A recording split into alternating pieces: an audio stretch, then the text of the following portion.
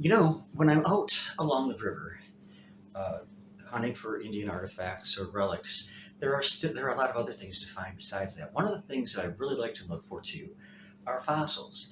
I love fossils; they're fascinating, and some of the most fascinating to me are what are called trace fossils.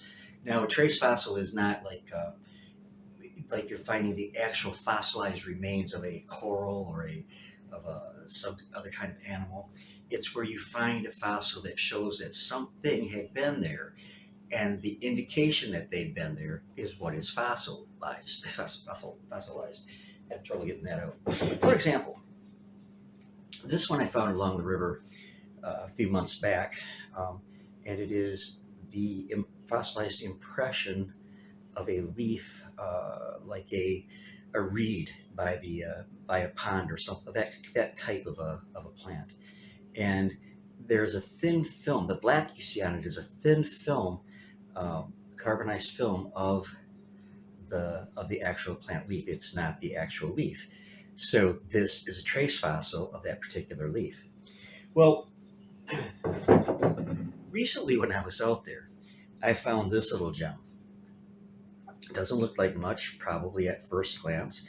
It is a small plate of limestone, Michigan limestone. There's nothing on this side, but this side has this indented line here.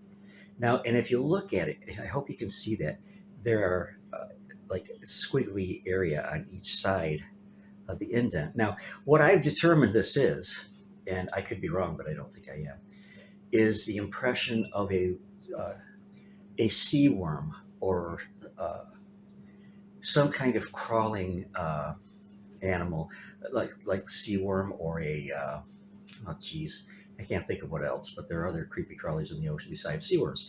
At any rate, where you see these undulation or these like scalloped areas here, they are undulations as the animal was moving across. It was squeeze and forward, squeeze and forward, squeeze and forward, so that you see an actually an action trace fossil, because it shows the action of the muscle of the animal constricting, contracting and releasing to move forward. So I thought that was pretty cool. I don't know what this one is over here on the side. I don't know if I can get a good close up that without it going out of focus. There is something there, and it's yeah, I don't know what it is though. Now there are a lot of other trace fossils that you can find. For example, fossilized mud cracks, which is what this is. And you'll see this on fields today where water has lain and then it's dried up.